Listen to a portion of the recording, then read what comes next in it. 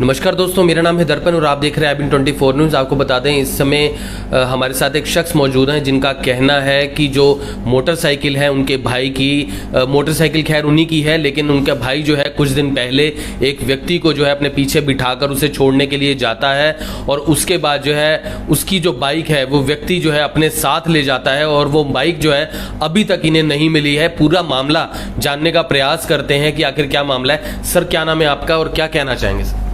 Sir, मैं संदीप कुमार गोयल करनाल से, और मैं आपको बताना चाहता हूँ मेरे भाई छोटे प्रदीप, जिनका नाम प्रदीप है, उनकी एक मोबाइल की शॉप है।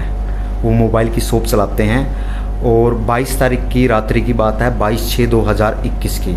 22/6/2021 को क्या होता है, भाई दीपक नाम के लड़के को बस स्टैंड करनाल पे, जो अपने पुराना बस स्टैंड करनाल है, उस पे छोड़ने के लिए जाते हैं कि वो पानीपत के रहने वाले थे। उन्होंने एक फ्लैक्स बोर्ड वगैरह बनवाने थे। जैसे ही भाई बाथरूम के लिए जाते हैं तो बिना बताए मोटरसाइकिल लेकर दीपक नाम का युवक चला जाता है। उसके बाद क्या होता है सर, उसके मालिक पे फ़ोन किया जाता है कि भाई आपका जो आपने भेजा था वो बाइक लेके चला गया। उसके मालिक बोलते हैं कि भाई आप सुबह तक वेट कर लीजिए, उसके बाद अपनी कानूनी कार्रवाई कर लीजिए। जैसे ही सर सुबह होती है, मोटरसाइकिल की भी कीमत ज़्यादा थी तो ज़रूरी थी उसको ढूंढना भी, भाई बिना बताए कैसे ले गया, कैसा शख्स है, कैसा इंसान है। उसके बाद क्या होता है कि 23 तारीख को सुबह जो बस स्टैंड चौकी है पुरानी, वहाँ पर DDR दर्ज करवाई जाती है, DDR नंबर 8। 23 तारीख को 6/8/2018 को DDR दर्ज करवाते हैं। अशोक ASI द्वारा DDR दर्ज की जाती है थाने के अंदर। उसके थोड़ी देर के बाद फ़ोन आता है मधुबन थाने से मुख्य सिपाही संदीप का, जो मधुबन थाना में आज भी तैनात है। उनका फ़ोन आता है और वो कहते हैं कि भाई आपकी मोटरसाइकिल पकड़ी गई है किसी चोर से और आप डॉक्यूमेंट्स लेकर आ जाइए। भाई को फ़ोन करते हैं प्रदीप को। प्रदीप सारी बात मेरे को बताता है, भाई बात ऐसे ऐसे है। तो मैं भी जब मैंने उससे बात की तो मैंने सोचा कि जब चोर पकड़ा गया FIR दर्ज तो होगी और मोटरसाइकिल सुपरदारी पर छूटेगी, तो ये कैसे बुला रहा है, मामला क्या है। जब मैं थाने में खुद गया स्वयं तो मैंने संदीप से बात की। मैं कहा सर क्या बात है और आप मुझे इस चीज़ के विषय के बारे में बताइए। संदीप बोलता है कि भाई चोरी की मोटरसाइकिल ऐसे ऐसे बरामद हुई है और कैसे करना है। मैं क्या कैसे क्या करना है, मोटरसाइकिल मेरी है, पैसों की मैंने ली हुई है, तो क्या करना है। बोले 5,000 रुपये के आसपास लगेंगे। किस चीज़ के पैसे बोले? भाई मोटरसाइकिल छोड़ने के, हम इस केस को रफा दफा ही कर देंगे। भाई मेरा भाई चोर हो तो मैं केस रफा दफा करवाऊँ या कोई गलत काम करूँ। अगर मेरे भाई ने गलत काम किया है तो FIR दर्ज करो, सज़ा तो मिलनी चाहिए, चाहे कोई भी इंसान हो जो गलत काम करता है। आप तो कंप्लेनर हो। हाँ, सज़ा तो मिलनी चाहिए। बाइक मेरी, पैसे मेरे से मांगे जा रहे। तो मैंने उसको कहा भी कि आप आम आदमी के साथ क्या करते हो जब आप मेरे साथ ही ऐसा कर रहे हैं। तो उन्होंने कहा कि भाई तेरे से जो होता है ना तू जाके कर ले। मैंने सोचा भी पुलिस का मामला है, मधुबन थाना में मैं बैठा हूँ, क्या पता कल क्या केस लगा देंगे। पुलिस के साथ उलझना गलत है, हम कानूनी कार्रवाई कर लेंगे। मैं बाहर आ गया सर। बाहर आने के बाद मैंने 24 तारीख को SP साहब से बात करी, गंगाराम पूनिया जी से करनाल, फ़ोन पे बात की और मैंने उनको अपना रेफरेंस दिया, मैं ऐसे ऐसे पत्रकार बोल रहा हूँ और ऐसे ऐसे मामला है। तो SP साहब ने कार्रवाई की। उसमें उन्होंने क्या किया, तो 24 तारीख को रात को FIR दर्ज हो जाती है। FIR दर्ज होने के बाद 0165 नंबर FIR दर्ज है। यानी 22 तारीख को बाइक चोरी होती है और 24 को FIR दर्ज हो जाती है। क्योंकि पुलिस लेट इसलिए कर रही थी कुछ ना कुछ पैसे बन जाए, भाई कहीं ना कहीं से कुछ पैसे आ जाए, इसीलिए। और हमारा संविधान क्या कहता है, कानून क्या कहता है, कोई भी दोषी पकड़ा जाता है किसी मामले में 24 घंटे से ऊपर उसको बिठाकर नहीं रख सकते। 24 घंटे के अंदर न्यायालय में पेश करना होता है। जबकि 22 तारीख को कैलरों से मोटरसाइकिल पकड़ी जाती है, 23 को DDR दर्ज बस स्टैंड चौकी करनाल पर होती है।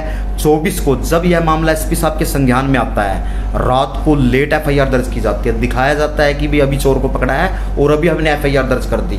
25 तारीख को दोषी को कोर्ट में पेश किया जाता है माननीय जज साहब के सामने। तो उसके बाद उसको जेल में भेज दिया जाता है 14 दिन की न्यायिक हिरासत में। उसके बाद एक जो दीपक का मालिक था फ्लैक्स बोर्ड पे जहाँ पे वो काम करता था, संदीप पुलिस वाले का फ़ोन, जो मुख्य सिपाही है, 23 तारीख को उनके पास आता है। मैं आपको एक ऑडियो भी जरूर सुनाना चाहूँगा। उनके जो मालिक हैं फ्लैक्स बोर्ड के जो मालिक हैं उनके पास फ़ोन आता है सर। मैं आपको एक ऑडियो भी सुनाना चाहूँगा।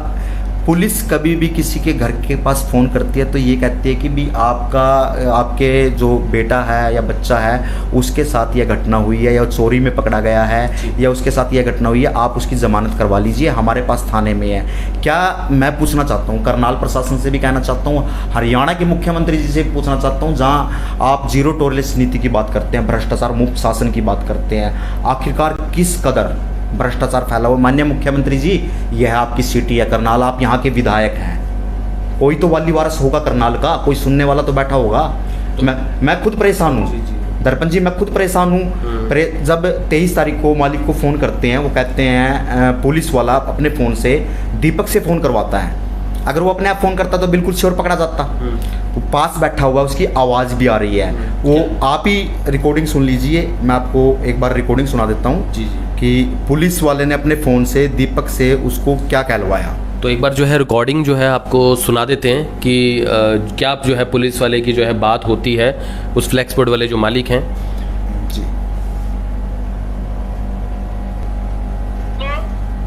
हेलो। हाँ जी। अरे पानीपत से बोल लगा। हाँ जी। दीपक से करिए बात एक बार। हेलो भाई। हाँ। अरे मैं इस मुद्दमुन थाने में हूँ। नहीं, मेरी बात सुन, तो उसकी मोटरसाइकिल ले गया, बता के ले गया ना। फिर वो मैंने कहा मुद्दमुन थाने में हमारे भाई 5,000 रुपये लाग गए टटवा देना। 5,000 कहाँ से ले, 1,000-2,000 तो कर सकूँ भाई। फिर 1-2 दिन में दे देंगे। और हाँ, और 1-2 दिन में दे देंगे। दे तो देंगे। वो ऑन लग रहा है। कौन है तो जिसकी मोटरसाइकिल लेकर आ, तो हाँ वो गला आया था ये भी। वो कहाँ है गिल्ला? वो मेरी गला कदा हो। अब वही तो कह रहा हूँ मैं, वो कागज लेके आओ मोटरसाइकिल के। अच्छा यार, मैंने कौन था भाई टटवा के ना जा ले जा। अरे मेरे तो पीछे तो नहीं है। कितने हैं? 2-3 हज़ार दे लिया और बाकी बात में दे दूंगे। मेरी बात सुने। हाँ इतना मैं कर रहा हूँ काम, और भी मत लौटा। हाँ अभी 1-1.5 घंटा वो लगेगा बना 6-7 बजे जाने आने में। बोल दर से बात कर लियो इससे नंबर पर। एक पता क्या करे, हाँ वो ऑन लग रहा है, मैं उसी तक देता हूँ, ले आऊंगा पीछे। के? अरे मोटरसाइकिल का कागज लेके आवा, उस तक देता हूँ, 2-3 हज़ार लेकर पहुंच जाए भाई। ठीक है, वो तू भी तू बात कर लिए इससे फिर। ठीक है।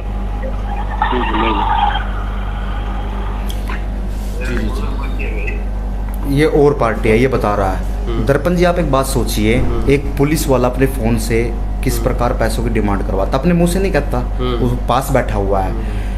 मैं अगर इस खबर को हरियाणा के मुख्यमंत्री जी या गृह मंत्री जी देख रहे हैं ना, मैं उनसे एक बात कहना चाहूँगा। 24 घंटे की बात मैंने बता दी, न्यायालय के सामने पेश करना होता है।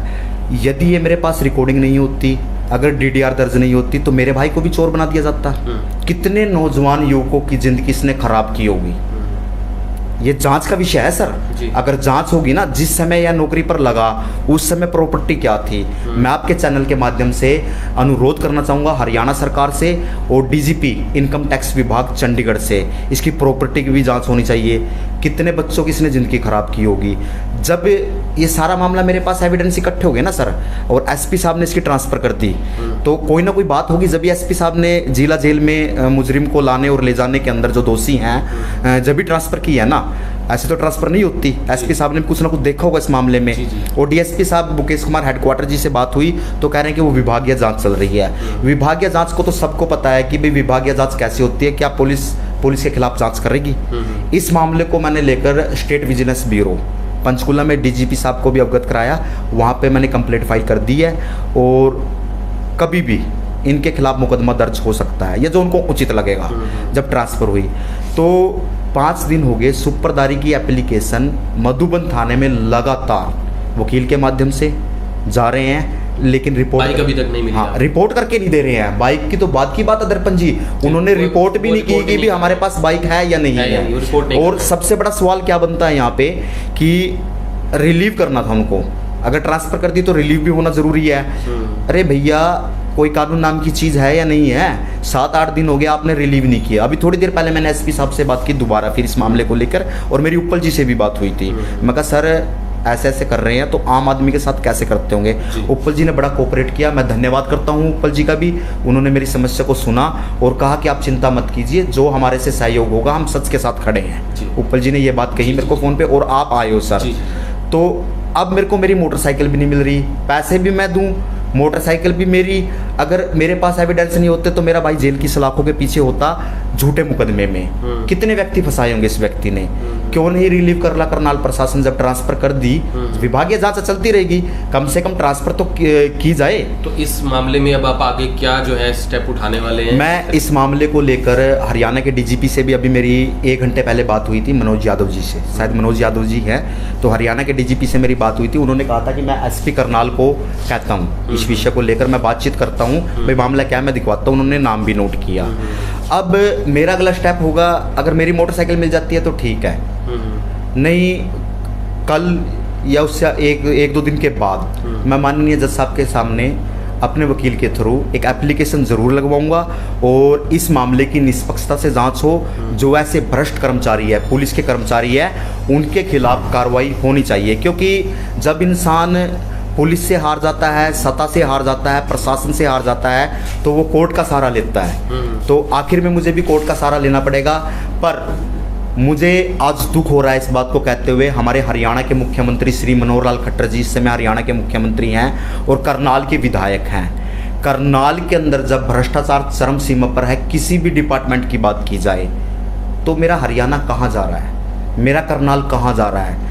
मेरा उन सत्ता में बैठे लोगों से सवाल है, मैं उन सत्ता में बैठे लोगों से पूछना चाहता हूँ, जब आप वोट मांगने के लिए आते हैं, हाथ जोड़ते हैं, हम आपका विकास करेंगे, आपके खिलाफ कोई अगर झूठा मुकदमा दर्ज होगा, हम अगर प्रशासन आपकी नहीं सुनेगा तो सरकार में बैठे लोग शायद सुनेंगे। लेकिन मैं बता देता हूँ आपको दर्पण जी, मैंने गृह मंत्री अनिल विज के यहाँ पर भी फ़ोन किया, वहाँ से भी मेरे को कोई संतोषजनक जवाब नहीं मिला इस मामले को लेकर। एसपी साहब ने कार्रवाई की है, हल्की फुल्की कार्रवाई की है, ट्रांसफ़र की। रिकॉर्डिंग भैया है, आप मधुबन लैब में टेस्ट करवा लीजिए, लोकेशन निकलवा लीजिए फ़ोन की। जब पुलिस वाला फ़ोन से फ़ोन करवा रहा है तो भाई किस तारीख को फ़ोन हुआ है? आपके पास तो भैया सारे हथियार है, इंस्ट्रूमेंट है, सभी चीज़ें आपके पास, तो पीछे क्यों हट रहे हैं? सिर्फ वजह यही है कि भी भ्रष्टाचार से मामला लिपित है। पता नहीं कितने नौजवान युवकों की, मुख्य सिपाही संदीप है, जिंदगी खराब होगी, जिंदगी खराब की होगी। मैं हरियाणा के मुख्यमंत्री से भी कहना चाहूँगा, अगर ईमानदारी से आप इसकी जांच करवा लेना तो आपको दूध का दूध और पानी का पानी मिल जाएगा। धन्यवाद। तो यहाँ पे लोगों से अपील है, इस खबर को जितना हो सके शेयर ज़रूर करें। फिलहाल परेशान भी हैं क्योंकि इनकी जो बाइक है उन्हें अभी तक नहीं मिली है और सुपरदारी के लिए जो है उन्होंने अर्जी भी दी हुई थी, लेकिन उस पर भी कोई संज्ञान नहीं लिया गया। तो फिलहाल ये देखने वाली बात होगी कि आगे जो है ये मामला जो है किस तह तक जो है जा पाता है। और लोगों से अपील, इस खबर को जितना हो सके शेयर ज़रूर करें। फिर से जुड़ेंगे IBN24 के ऊपर, तब तक के लिए जय हिंद।